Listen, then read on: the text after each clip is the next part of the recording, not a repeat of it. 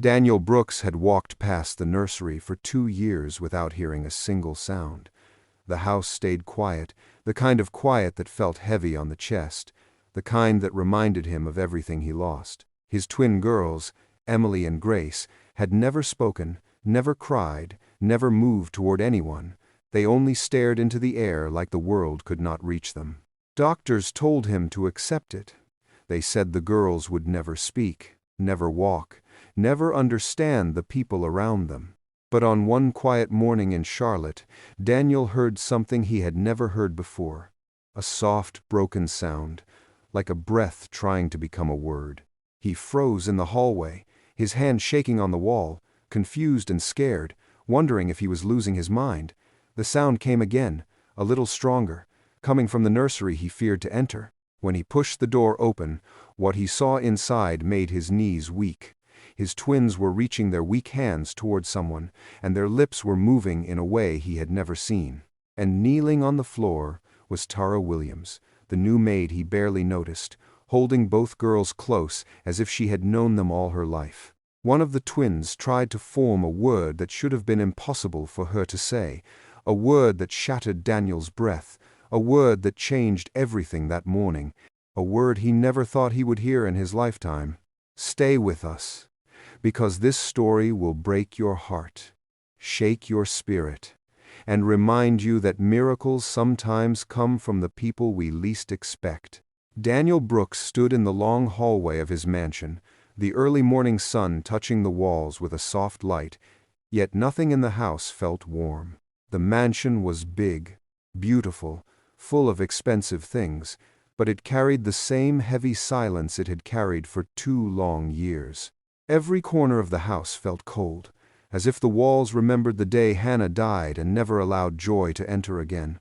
Daniel moved through the hall slowly, as if each step carried a memory he did not want to face.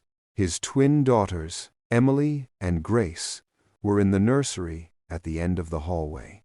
He always stopped before reaching the door, because the silence inside that room felt like a wound he could not heal. The girls were born deaf and unable to walk, and no doctor had given him hope. They told him the same thing every time, that the girls would never speak, never hear a voice, never walk on their own feet. The words stayed in Daniel's mind like sharp stones, slowly cutting his courage piece by piece. Inside the nursery, the girls were always quiet. They never cried, never made a sound, never looked at anyone for long. They only stared at the ceiling or the window, their little bodies weak, their small fingers barely moving. Daniel loved them, but he did not know how to reach them. Every time he looked at them, he saw Hannah's face, and the pain in his chest grew so strong that he had to step back. So he visited them from a distance, watching through the half-open door, afraid to enter, afraid that loving them would break him even more. That morning, he walked toward the nursery like he always did, slow, unsure, lost, but something made him stop. A sound, a tiny sound, a soft breath, like a small mouth trying to push out a word. He froze instantly. His hand touched the wall to steady himself. His heart felt confused. The twins never made sounds, not even small ones. He wondered if his ears were playing tricks on him, maybe the wind, maybe something falling. But then the sound came again, a little stronger this time, a soft broken sound that came from the nursery. Daniel's hands began to shake. He had not heard a sound from that room since the day Hannah tried to speak to him from the delivery bed, the day her voice faded too soon. He swallowed hard and moved closer to the door, each step slow and heavy. He pushed the door open gently. His knees almost gave way. Emily and Grace were not lying still like they always did. They were on the floor, near the soft mat, trying to lift their weak arms. Their lips were moving in small, strange ways, like they were trying to push out a sound, trying to speak. Daniel's breath stopped. He stood frozen, not sure if this was real. Kneeling beside them was Tara Williams, the new maid he had hired only 3 weeks ago. She wore her simple uniform and had her hair tied back, sitting barefoot on the mat so she could be closer to the twins. Her hands held their small fingers gently, and she was smiling at them with a calm warmth that filled the room like light. Emily, the slightly older twin, tried to push out a sound again. Her lips formed something slow and soft. Daniel leaned against the door because his legs felt weak. Then he heard it. A broken, tiny sound that almost did not come out, but still came. A sound that felt impossible. It sounded like she was trying to say, "Mommy." Daniel covered his mouth, his eyes filling with tears he tried to hide. He felt fear, shock, confusion, and a deep pain he could not describe. He had waited 2 years for a sign of life, a sign of understanding, anything from his girls. But he never imagined the first sign would happen like this, with a maid on the floor, holding his daughters like they were her own. Tara looked up and noticed Daniel standing at the door. She did not look afraid or surprised. She simply nodded gently, like she understood the weight of the moment. "Good morning, sir," she said softly. Daniel stepped into the room slowly, unsure how to breathe. His eyes stayed on the twins. They were trying to move toward Tara, their small arms shaking with effort. They did not look at him. They did not reach for him. They only reached for her. He felt something break inside his chest, something he had been holding in for a long time. It felt like guilt, shame, longing, and fear all at once. How is this happening?" he asked in a low voice, almost afraid to speak too loudly, as if the moment might disappear if he did. Tara smiled softly, her hands still holding the twins. "They are trying, sir," she said. "They are trying to speak, to reach out." Daniel shook his head slowly. "But the doctors said they could not. They said it was not possible." Tara looked at him with calm eyes. "Sometimes children do not respond to noise or to machines," she said.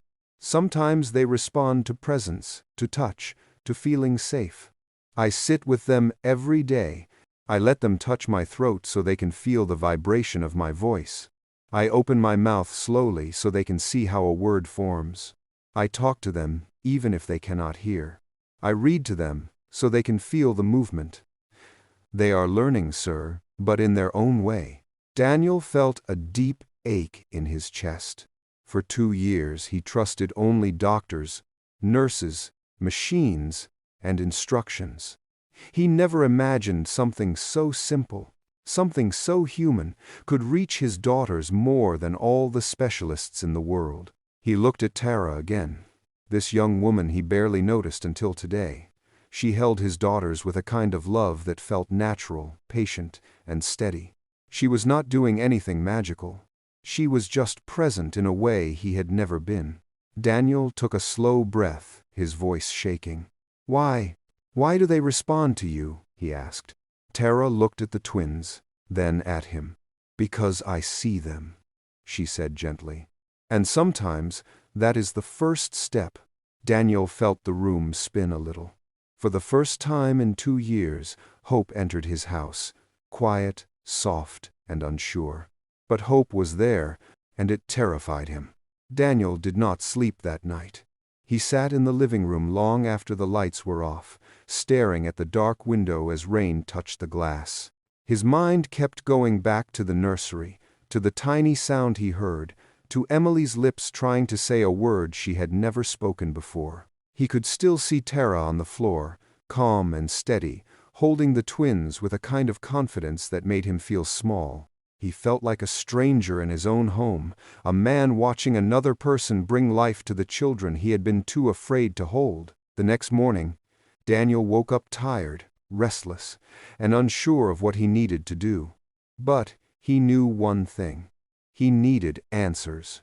He needed to understand what he saw, what he heard, and why his daughters responded to Tara the way they did. He walked through the house with heavy steps.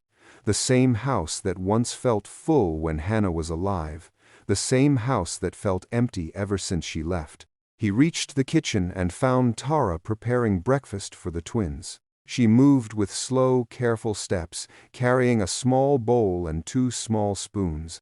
She hummed softly under her breath, not loud, but enough for the girls to feel the vibration when she got close to them later. Daniel watched her for a moment. She did not rush. She did not seem nervous. She was simply focused, doing her work with care. "Tara," he said quietly. She turned, surprised to see him awake this early. "Good morning, sir," she said, her voice calm. "I need to talk to you," he said. She nodded gently and wiped her hands on a towel. "Of course, sir." He walked back to the sitting room, and she followed behind him. When they sat down, Daniel could feel his hands shaking a little. He took a slow breath and looked at her directly. "Yesterday," he said, "I heard something from the nursery. A sound, a word, something the doctors said would never happen, and I need to know how. I need to know what you are doing with them." Tara folded her hands on her lap and looked at him with open eyes. "Sir, I did not make them speak," she said softly. "I only gave them space to try." Daniel frowned slightly. "How?" he asked. "What exactly did you do? The doctors could not do it, the nurses could not do it, therapists could not do it. But you, in 3 weeks, you did something none of them could." Tara took a slow breath and began speaking gently. "Every morning I sit close to the girls," she said. "I touch their hands, I touch their shoulders, so they know someone is there. I let them place their fingers on my throat so they can feel my voice. When I talk, they feel the vibration. When I open my mouth slowly, they watch how the shapes change. They do not hear the sound, but they understand something is happening." Daniel listened carefully. Her words were simple, yet they carried a kind of wisdom he had never considered. "I read to them every day," she continued. "Even if they cannot hear the words, I move the book close to their faces so they can see my mouth. I show them pictures. I show them how my lips move when I say simple things. They do not understand fully, but they try. And when they try, I make sure they feel safe." Daniel leaned back slowly. He felt a deep ache forming in his chest again, the kind of ache that comes from realizing he had been absent too long. "And why do they trust you?" he asked softly. "Why not me?" Tara looked at him with gentle honesty. "Because you stay far away from them," she said quietly. "Children feel fear even if they cannot hear it. They feel distance even if they cannot see it. For 2 years they learned that you were there, but from a distance. They learned that you loved them, but with fear. They learned that they could not reach you, so they stopped trying to reach anyone." Daniel lowered his head. Her words were not meant to hurt him, but they pierced through him because they were true. "I am not judging you, sir," she said softly. "I know you lost someone. I know pain changes people. But the girls do not know that.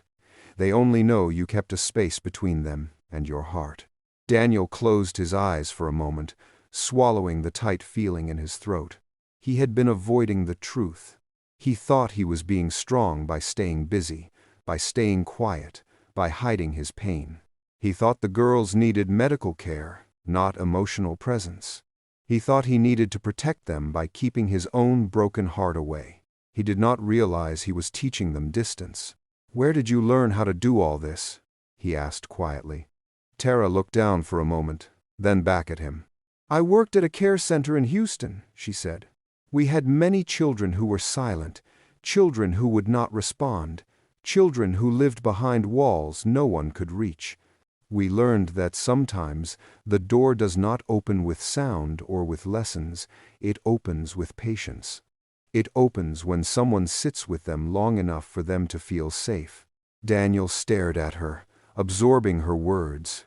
He never expected a maid to carry knowledge that felt deeper than the doctors he hired.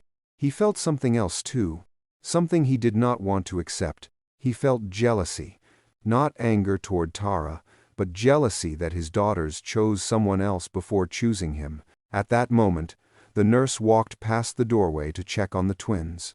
She paused and said, "Sir, I do not know what Tara is doing, but the girls respond only to her. When she enters the room, their breathing changes, their fingers move. They try to follow her with their eyes.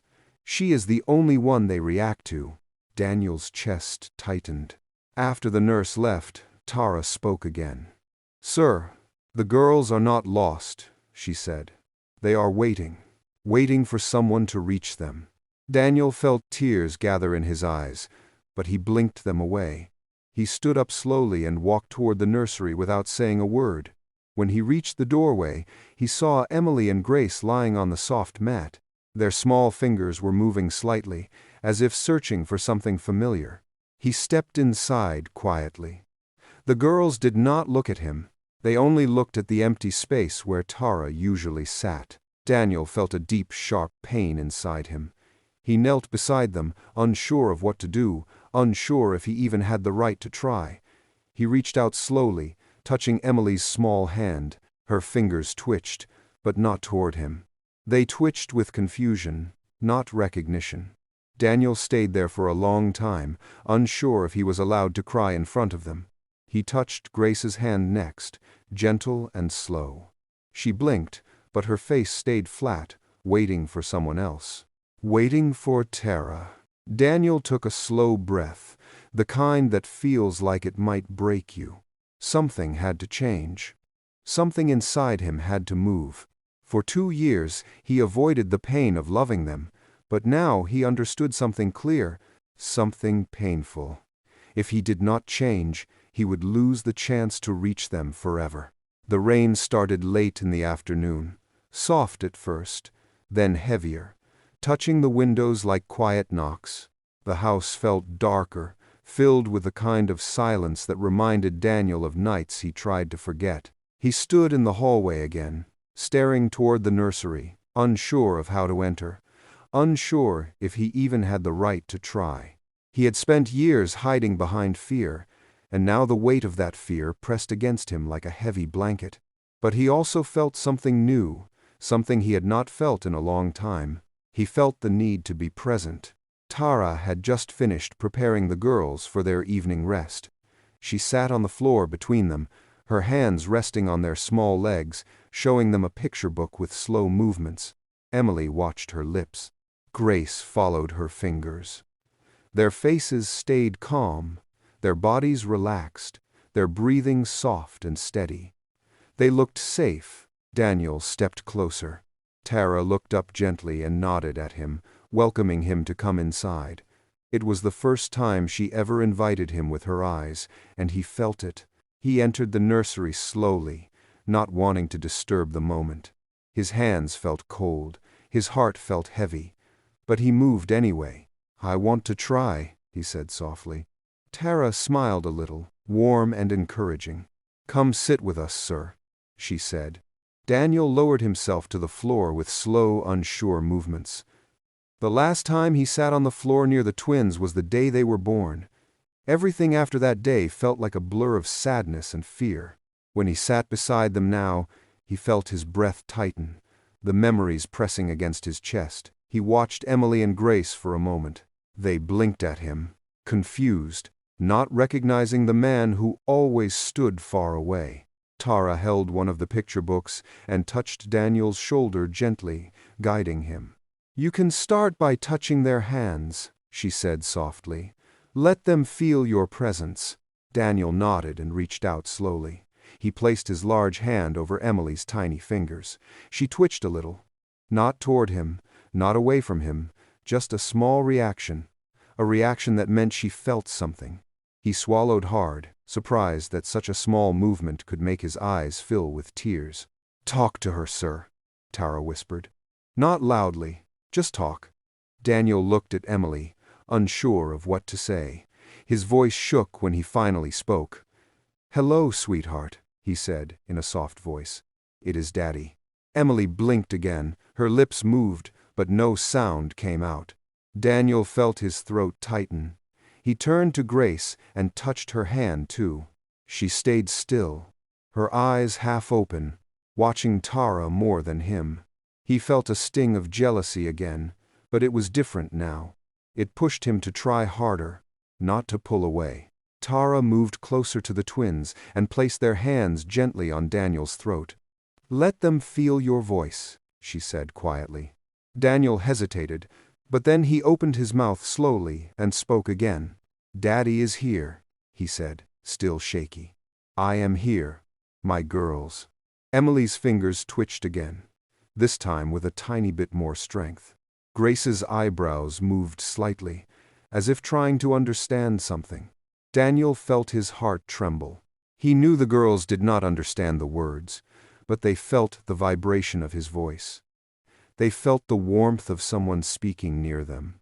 They felt presence. "This is how it starts," Tara said softly. "Small steps." Daniel looked at her, his eyes tired and emotional. "How did you learn to do all this?" he asked. Tara lowered her gaze for a moment. "I had a younger brother," she said quietly, her voice softer than before. He struggled to speak. The storm passed during the night, leaving the morning sky calm and pale.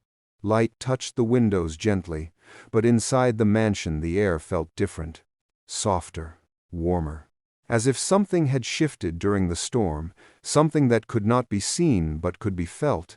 Daniel woke up earlier than usual, not because of fear, but because he wanted to check on his daughters. For the first time in a long time, he wanted to be near them without needing someone to push him. He walked down the hallway with slow steps, the same hallway that once felt like a road leading to pain, but today it felt like a path leading toward something new. When he reached the nursery, he paused at the door. Tara was inside, sitting on the floor with Grace resting against her, and Emily touching one of the soft pillows. The girls looked calm. The room no longer felt cold. Daniel stepped inside, trying not to disturb the peace. Tara looked up with her usual gentle smile. "Good morning, sir," she said softly. Daniel nodded. "Good morning." He lowered himself to the floor beside them, still learning how to be comfortable at their level. Grace reached her tiny hand out, not fully toward him, but not away either. It was a small movement, but even small movements carried meaning now. "Can I help?" Daniel asked quietly. Tara nodded. "Yes, sir. You can start by helping them with their morning stretches." Daniel's hands shook a little, but he tried anyway. He lifted Emily's legs slowly, showing her the same movement Tara had shown him the day before. Emily's body was still weak, but she did not pull away. She allowed him to help her, which was something she had never done before. Daniel felt something warm build inside his chest, something that felt like pride and fear mixed together. "You are doing well, sir," Tara said gently. Daniel exhaled slowly. "I am trying." "That is all they need," Tara said. They spent the morning together on the floor. Tara guided Daniel step by step. She showed him how to help the girls feel sound through vibration. She showed him how to move his lips slowly so the twins could study the shape. She showed him how to place a warm hand on their backs when their small bodies trembled from confusion or discomfort. Daniel listened carefully, as if each instruction was a lifeline. After a while, something unexpected happened. Grace touched Daniel's hand without being guided. Just a small touch, a small choice, but it felt like a door opening. Daniel almost gasped. Tara smiled warmly. "She is starting to recognize you," she said softly. "She is learning your presence." Daniel lowered his head, his throat tightening. "I thought they forgot me," he said. Tara shook her head. "Children freeze when they feel fear or distance, but they do not forget. Their hearts wait." Daniel looked at the twins again, seeing them not as silent children trapped in their own world, but as children waiting for connection. He felt a wave of regret for the years he lost, but Tara's voice kept him from drowning in it. "It is not too late, sir," she said. "It is never too late to love." The hours passed gently, and the girls grew tired. Tara lifted them carefully and placed them in their soft chairs. Daniel helped place a blanket over them. For a moment, the room felt peaceful, almost like a family moment he never believed he could have. But just when everything began to feel calm, Tara stood up with a different expression on her face. Not sad, not worried, but uncertain. Daniel noticed immediately. "What is it?" he asked quietly. Tara took a small breath. "Sir, I need to tell you something important." Daniel felt his stomach drop. His voice softened. "What is it, Tara?" She folded her hands slowly. "The therapy center in Raleigh called this morning," she said. "They want me to join their team today. They said they can offer more training, better equipment, and a long-term position. They have been waiting for my answer." Daniel felt something inside him go tight. The room suddenly felt smaller. "And what did you tell them?" he asked in a low voice. "I told them I needed to speak to you first," she said softly, "because I care about the twins, and I care about you too. But I also need to know where I am needed most." Daniel looked at his daughters. Emily slept quietly. Grace's hand rested on her blanket. He felt fear grow inside him. Fear of losing Tara. Fear of losing the progress. Fear of going back to the cold silence that once filled the house. "You want to leave," he whispered. Tara shook her head. "I want to know what you want, sir. I want to know if you need me here."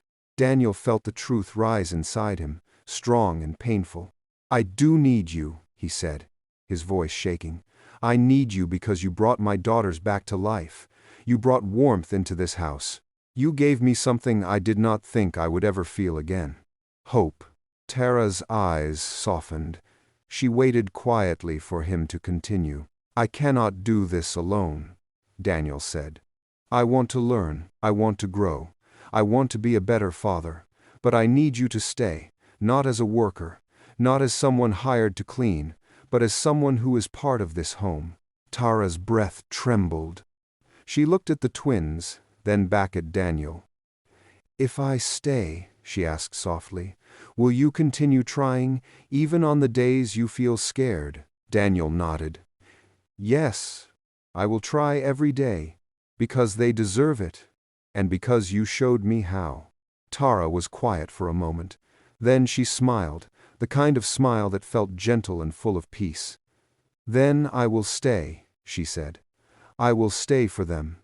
And for you." Daniel let out a breath he had been holding for years. Something warm filled the room, something light and tender. He looked at Tara with quiet gratitude. "Thank you," he said softly. "Thank you for not giving up on us."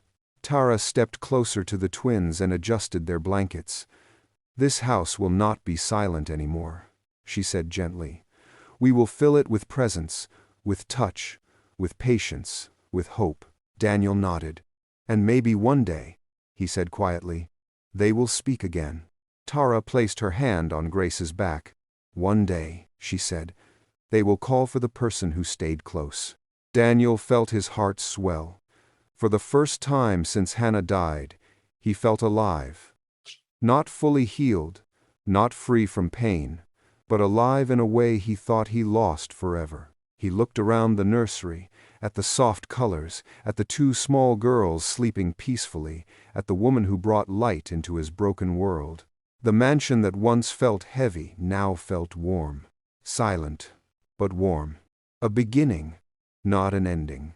A new story, not a memory of loss. Daniel sat beside his daughters, Tara beside him, the morning light touching them gently, like a promise of better days ahead. They were no longer broken. They were a family learning to breathe again. Dear viewers, this story reminds us that sometimes the greatest miracles do not come from money or doctors or big answers. They come from love, patience, and a heart that refuses to give up. Daniel lost so much. He walked through years of silence and pain, but it was the touch of a humble maid that opened the door to healing. Tara did not bring magic. She brought care. She brought presence. She brought hope. And through her kindness, a broken father learned to hold his daughters again, to speak to them again, to feel again.